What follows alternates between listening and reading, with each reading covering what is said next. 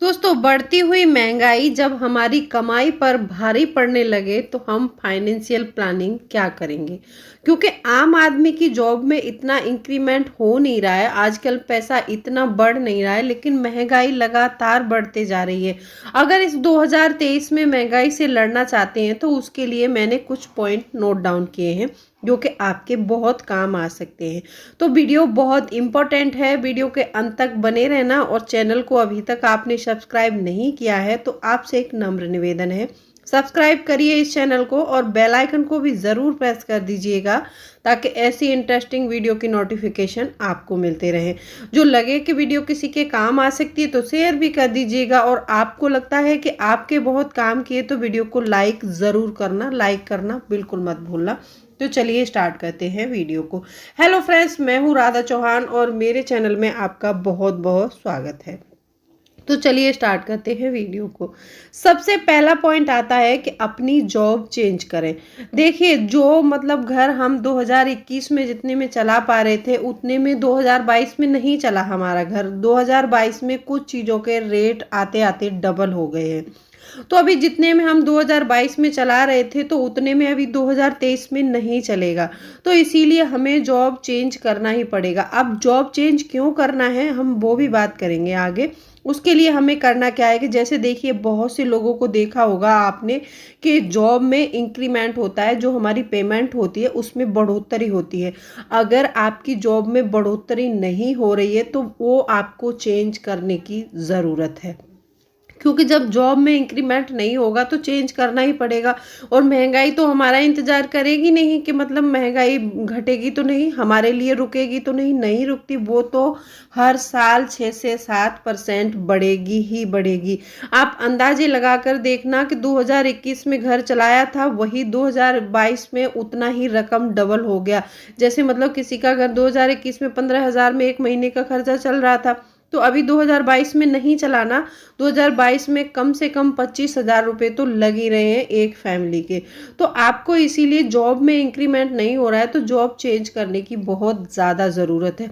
हाँ, अगर आप जॉब चेंज नहीं कर रहे हैं तो कोई ना कोई साइड इनकम ज़रूर कीजिए जिससे कि आप थोड़ा पैसा बचा पाएँ और इस महंगाई से लड़ पाएँ। आगे के भी पॉइंट बहुत इंपॉर्टेंट हैं तो उन पॉइंट्स को भी जानना बहुत ज़रूरी है। नंबर 2 पॉइंट आता है कि अपनी बचत बढ़ाएं।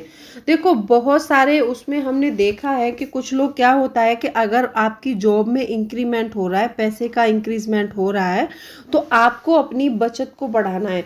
जैसे हम बोलते हैं, जैसे बात करते हैं सभी लोग कि अपनी सैलरी का 10% या फिर 20% ज़रूर बचाइए। जो लोग पहले से 10% बचा रहे हैं, अगर उनकी जॉब में इंक्रीमेंट हुआ, अच्छा पैसा बढ़ा है तो वो 20 कर दीजिए। जो लोग 20% बढ़ा रहे हैं पहले से, वो 30 कर दीजिए।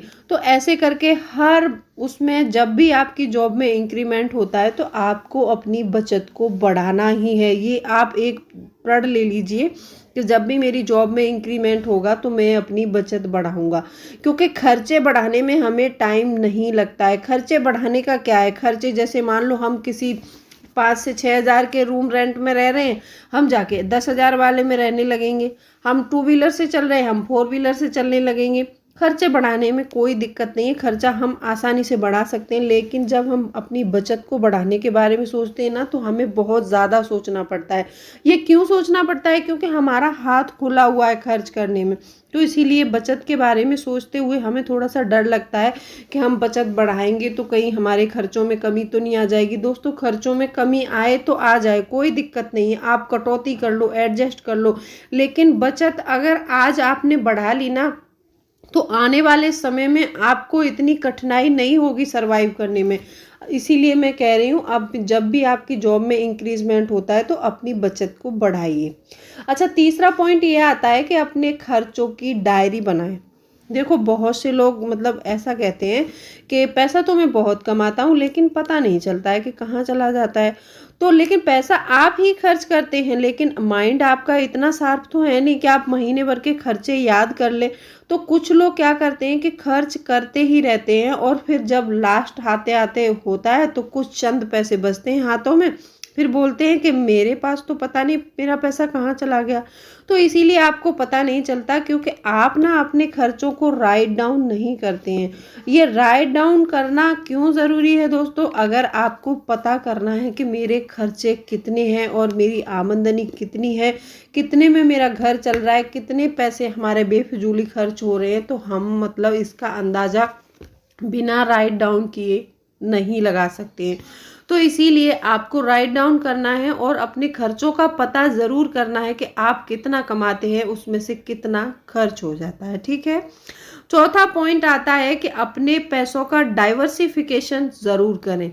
अच्छा, डाइवर्सिफिकेशन मैं ये किस बात में कह रही हूँ, जब भी आप अपने पैसे का निवेश कर रहे हैं, जहाँ भी अपने पैसे का निवेश कर रहे हैं, तो उस समय आपको अपने पैसे का डाइवर्सिफिकेशन करना बहुत ज़रूरी हो जाता है। क्योंकि ऐसा होता है कि जब भी मान लीजिए हम पैसे निवेश कर रहे हैं, तो उस निवेश को कहीं हम एक ही जगह निवेश कर देते हैं। पैसा अपना सारा कहीं हमने एक ही जगह लगा दिया, जैसे स्टॉक्स में निवेश कर रहे हैं तो हमने स्टॉक्स में ही लगा दिया सारा पैसा। मान लो जो शेयर मार्केट अगर डाउन हो गया तो हमारा सारा पैसा चला जाएगा वहाँ पर। तो इसीलिए हमें अपने पैसे को निवेश करते समय ये देखना है कि कुछ पैसा हम ऐसी स्कीम में लगाएंगे जहां बिल्कुल सेफ भी हो और हमें उसका रेट ऑफ इंटरेस्ट, जो उसका रिटर्न मिले, वो अच्छा मिले हमारे पैसे पर। तो कुछ लोग जो है अपना कुछ पैसा जो है आप पोस्ट ऑफिस की स्कीमों में निवेश कर सकते हैं, जहां से आपको अच्छे रिटर्न्स की प्राप्ति हो, और वहां पर निवेश कर दीजिए। कुछ अपनी LIC कर लीजिए, 1-2 LIC पॉलिसी ले लीजिए। अगर आप निवेश करना चाहते हैं तो LIC कर सकते हैं। ठीक है।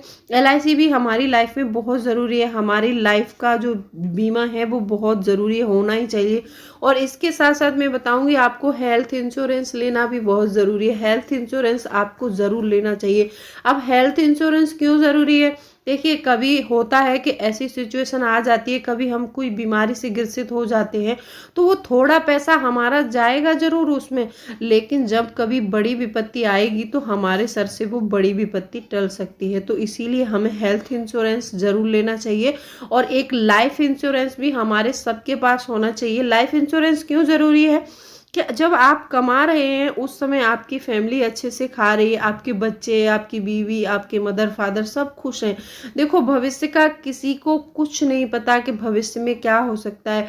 वैसे तो किसी के साथ कुछ भी ना हो, मान लो कोई अनहोनी हो भी जाती है, तो उसमें आपके परिवार का सहारा बन सकते हैं आप। तो इसीलिए आपको एक जो है लाइफ इंश्योरेंस भी ज़रूर लेना चाहिए। और अपने पैसे को निवेश करते समय ये ज़रूर ध्यान रखें कि सिर्फ किसी के मतलब बोलने से पैसा कहीं आपको अपना निवेश नहीं करना है, क्योंकि आपने इस पैसे को बहुत ही ज़्यादा मतलब मेहनत से कमाया है और पाई पाई करके बचाया है।